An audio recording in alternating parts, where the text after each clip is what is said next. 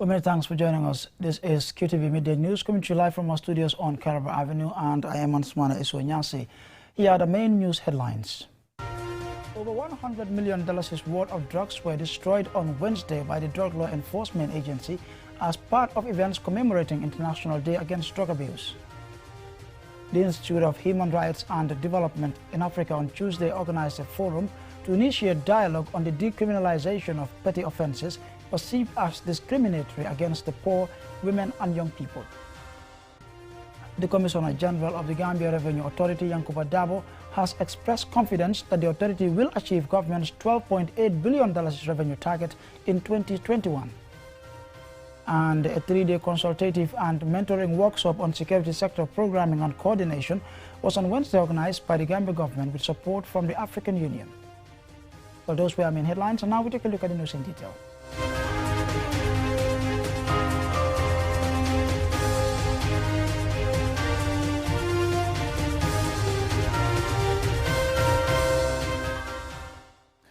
Over $100 million worth of drugs were destroyed on Wednesday by the Drug Law Enforcement Agency as part of events commemorating International Day Against Drug Abuse, which falls on 26 June every year. Babu Karsi attended the event and he files in this report. The drugs destroyed are 4 tons of cannabis, 238 kilograms of hashish, 17 grams of heroin, and 52 kilograms of cocaine. The event was witnessed by security heads, CSOs, the Human Rights Commission, and the media. Although the date for commemorating International Day Against Drug Abuse has passed, the Drug Law Enforcement Agency, the Gambia, chose the last month of the year to destroy the drugs seized during the year. Bakari Gassama, the Director General of the Drug Law Enforcement Agency, the Gambia, says the theme for this year, Share Facts on Drugs, Save Lives, is important because of the current realities we are facing. Social media has become one of the main platforms that people get information. The convenience of information via social media is obvious, as it is easy to access, engaging, and can be easily shared with family and friends. Unfortunately, drugs and related matters are the common subjects of inaccurate news on social media. You are about to witness the destruction of huge quantity of drugs of various types. Public drug destruction is a practice that demonstrates accountable governance in law enforcement in the management of drug exhibits. The street value of these drugs stands at $109,529,070. Abdoulaye TB Jara, Permanent Secretary at the Ministry of Interior, speaking on behalf of the board members of the League, said the agency is currently putting in place drug demand reduction strategies to engage communities because young people are greatly affected by illicit drug abuse. Young people are deceived into believing that they can get their way through drugs and abandon education to venture into drug abuse and petty trading in drugs, thus ending up in the streets. There is also a clear indication that illicit drugs are adversely impacting on demand for public health, as seen in most of the psychiatric admissions in this country. Honorable Yankuba Sonko, the Minister of Interior, urged people to take a firm stand against misinformation and share facts to help in the fight against illicit drug use. We are aware that many factors making young people vulnerable to drugs. Key among them is misinformation. We have observed that young people, particularly girls, are increasingly engaged in abuse of controlled drugs. Most of them are influenced by lifestyles they saw in internet and other media. The best way to reverse this trend is to counter the impression given and guide them through career guidance and counseling schemes. According to the United Nations Office on Drugs and Crime, the theme this year's focus on International Day Against Drug Abuse is to combat misinformation by sharing facts on drugs from health risks and solutions for the world drug problem to evidence-based prevention, treatment and care. Babu Karsi, QTV News.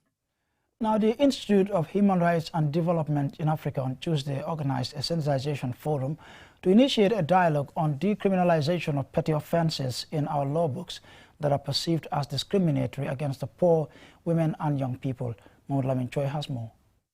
The Gambia, as a former colony and in common with many African countries, inherited from the British and still has on its statute books laws that are nearly a century old or older, some of which are seen to be petty and discriminatory against the poor and marginalized groups. For example, in Gambia's criminal code, people can be arrested, fined or jailed for 2 years or both for offences such as being a rogue, vagabond, idle and disorderly persons, defamation of foreign princes, pretending to exercise witchcraft or tell fortunes, failure to pay debts, or using abusive or insulting language to a public health officer, etc. Ironically, the British, who bequeathed us these laws, have expunged all of them from their statute books. The Executive Director of Institute of Human Rights and Development in Africa, Gay Sow, advocates for the repealing or amendment of such petty offences in our law books. They're colonial relics, and unfortunately, some of them are really couched in very disrespectful terms. And even if you look at our Lunatics Detention Act, you would see terms such as idiots, imbeciles, or whatever you might want to call it. This Centralization Forum brings together 25 people from the governance, justice, human rights, security and civil society sectors to inform them of the situation regarding petty offences in the Gambia and the opportunities for decriminalization. We decided it's important we start looking into these laws that send people to jail, not because of what they did, but because of a particular situation they found themselves in. As in, you picked up, probably you're exercising your right to freedom of movement. Unfortunately, you're picked up because someone somewhere thinks you are idle and disorderly. You're picked up because someone somewhere thinks you are a rogue and a vagabond, even before you are taken to court for your evidence to be heard.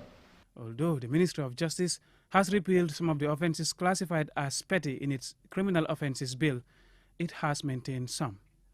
Suhaibu Ture is a National Assembly member and the Vice Chair of the National Assembly's Committee on Human Rights, and he tells me the role of the legislature on law reforms. Just like I said, immediately after this, we will be dealing with the two courts, the criminal court and the procedure court. So if we continue to review them, we will definitely come across a lot of laws that are like this. And as if the training indicates to us, give us an idea of laws that are petty offenses that are definitely not in the interest of the Gambian people, especially the poor people, then we will be obliged to remove them from the court. Some of the petty offences identified are said to be inconsistent with certain articles of the African Charter, which the Gambia has been a signatory to for over 4 decades. Some African countries, namely Angola, Cape Verde, Lesotho and Rwanda, have reportedly repealed some of their colonial laws like the ones in the Gambia, classified as petty and inconsistent with democracy. Mahmoud Lamin Choi, Qtv News. The Commissioner General of the Gambia Revenue Authority, Yankuba Dabo, has expressed confidence that the authority will achieve government's 2021 $12.8 billion revenue target. He was speaking in a recent interview with QTV. More in this report. As a leading national institution that prides itself in its commendable delivery record, the Gambia Revenue Authority is set to meet its annual revenue target for the year 2021. As is customary, at the end of each year, government, in consultation with partners like the World Bank and the International Monetary Fund, sets revenue collection targets for the following year. This is done to spur performance and meet customer needs. Yankuba Dabo, Commissioner General of GRA, says he is hopeful the authority will meet government's 2021 target that has been set at $12 billion. Once the target is agreed between GRA and the government, it becomes now our primary role to make sure that that target is collected for the government. Because government have a program, and the programs are based on the availability of the revenue. Despite the COVID and everything, by the end of the year, we are almost 95% towards achieving our target. He also revealed that there are plans to reform and improve the country's domestic tax revenue systems, which he says is important for economic growth.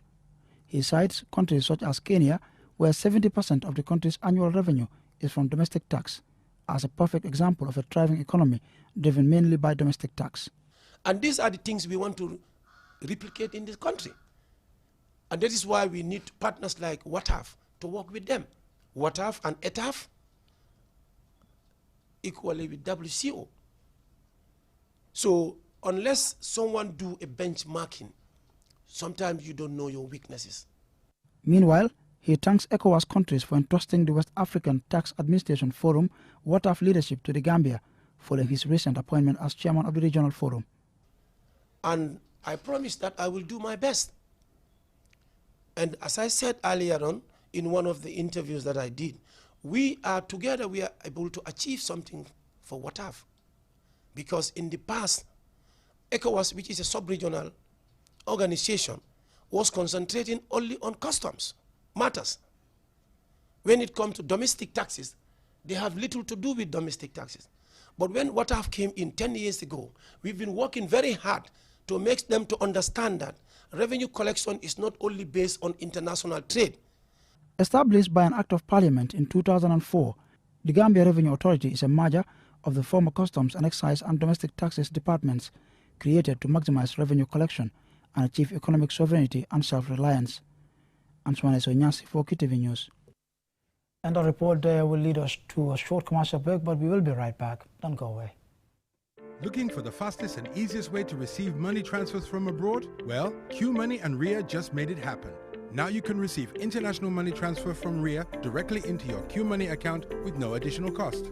Once you receive an SMS alert about your transfer, walk into any QMoney agent across the country to receive your payment for free or use the money immediately to buy credit, QPower and other QMoney services. It's fast, safe and convenient. For more info, call customer care on 133. QMoney, Sinu Calpe. Terms and conditions apply.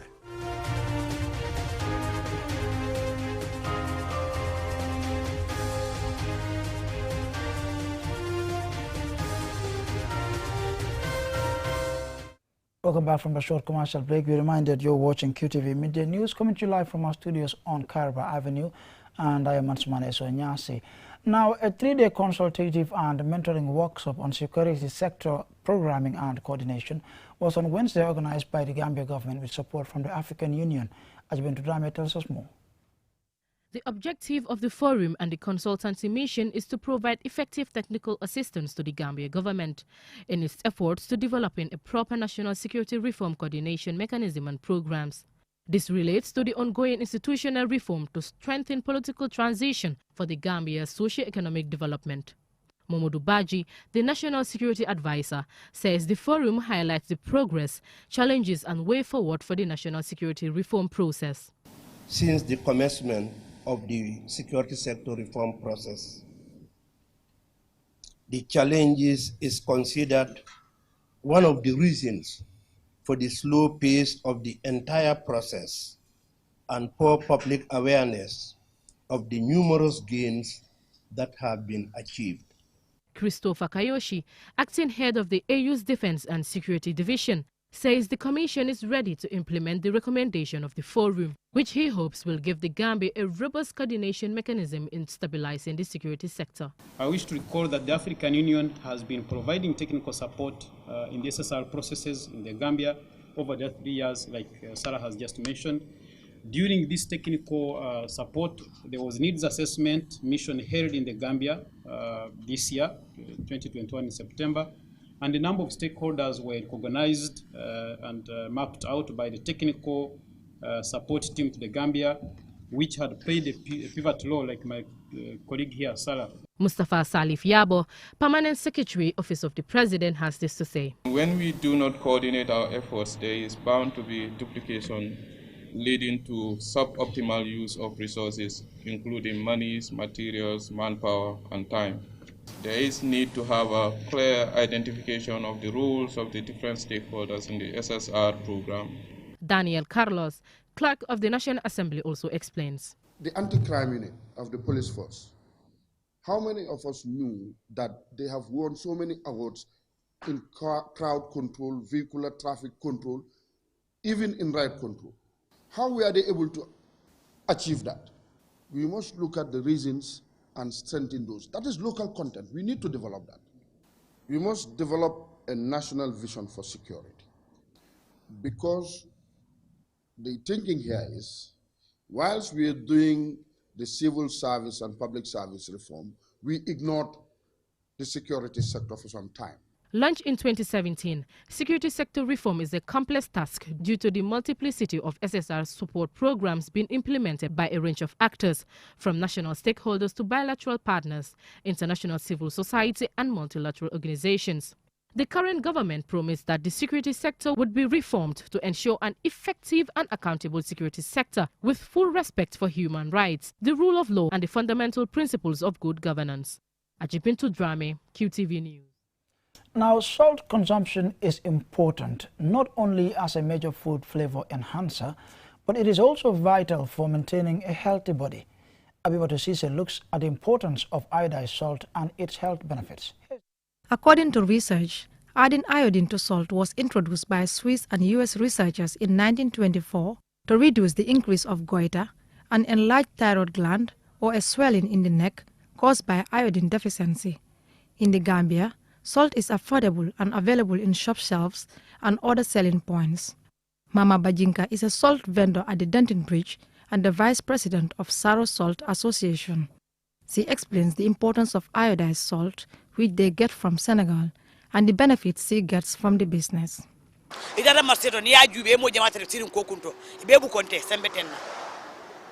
So, if you go to the market, most of the people selling salt are low-income earners. At the end of the day, we earn something to feed our families. The business is a halal means of earning because it is not perishable and there are no losses. Most iodized salt is originally harvested from the sea before undergoing processing, in which iodine is added. Malik Sar, another salt vendor at Denton Bridge, lamented that the Gambia has salt in the sea but lacks the machines that mix salt with iodine. However, he says the salt that enters the country is safe for consumption. The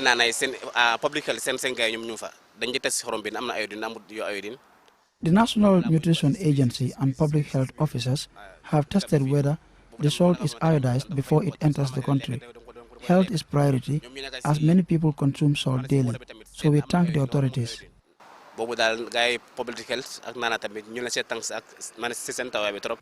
Our body uses iodine to make thyroid hormones, which helps control growth, repair damaged cells, and support a healthy metabolism.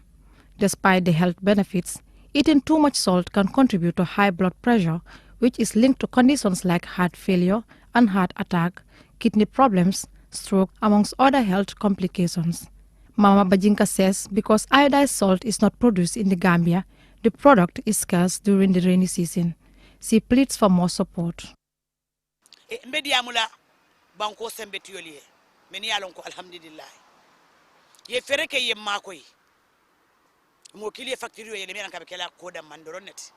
I am appealing to philanthropists and organizations to help us with Salt Factory to mix iodine with our Gambian salt.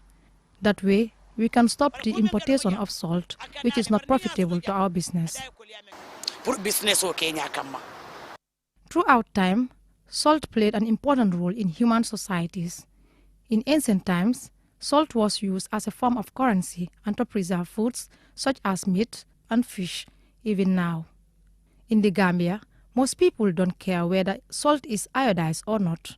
However, what is advisable is to use it moderately because too much salt in our food could be harmful to our health.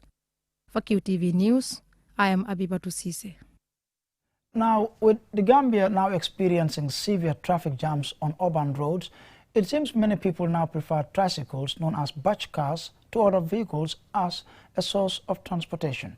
Farisi Sanyang went out to talk to drivers and passengers about the popularity of this mode of transport.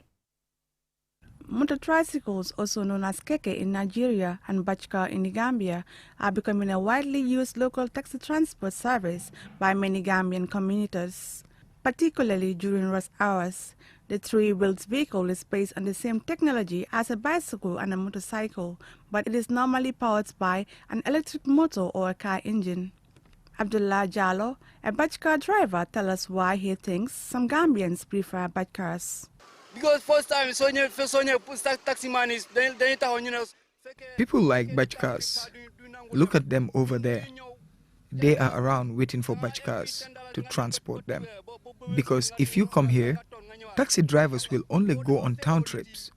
We will come and transport them up to Westville for only $10, and it favors them. Alpha Amarba, a driver, also indicates that people mostly prefer Bachkas because of their speed. Bachkas are very fast. You can come and go within a short time. People nowadays run away from cars. They come to us. They usually have tranquility traveling in this vehicle. That is why they prefer Bachkas as a means of transportation. Abdullah Ba, a Gambian Bachkar driver for over 2 years, says that the Bachkars has come mainly to rescue people from paying excessive fares charged by other commercial vehicles. If you wake up every morning and you don't have a taxi, the Bachkars are always on standby. It's the only means of transport that can take you up to Westville and Cooperative for just $10. That is also another happiness. Cherna S. Mboob and Tida Dabo respectively says that Bachkars are more reliable. I usually pay 3 fares most of the time if I don't take the Bachkar. When I take a car from my Johnson, the driver will say Tipa Garage, then Tipa Garage to Bumble, then Bumble to Westfield, which is unfavorable for us. Therefore, we prefer Bachkars. They are faster and more reasonable. Yusufa Koroma, a Sierra Leonean driver, urges the government to register the Bachkar with the Gambia Transportation Union and also to help them with a garage. This Bachkar has never been signed under the Transport Union, so I'm asking the government to help us sign it under the Drivers Union, because we also are helping the government, we are helping the citizens, we are helping the people, we are serving the nation. So we are asking the government to help us to sign it, then more preferable for the people. In Asia and Africa, tricycles are used primarily for commercial transportation. Even though tricycles are fast and convenient, they are not to everyone's liking, and there are also risks of unexpected accidents due to its small size and light weight and the poor traffic manners on our urban roads. For Qtv News, I am Fatusi Sanyang. An interesting piece there by Fatusi Sanyang, and I'm afraid that's it for this bulletin. But before we take a leave of you, here's a recap from main headlines. Over $100 million worth of drugs were destroyed on Wednesday by the Drug Law Enforcement Agency as part of events commemorating International Day Against Drug Abuse. The Institute of Human Rights and Development in Africa on Tuesday organized a forum to initiate a dialogue on decriminalization of petty offenses perceived to be discriminatory against the poor, women and young people. The Commissioner General of the Gambia Revenue Authority, Yankuba Dabo, has expressed confidence that the authority will achieve government's $12.8 billion revenue target in 2021. And a 3-day consultative and mentoring workshop on security sector programming and coordination was on Wednesday organized by the Gambia government with support from the African Union. That is all we have for you in this bulletin. Do join us in the evening for more news.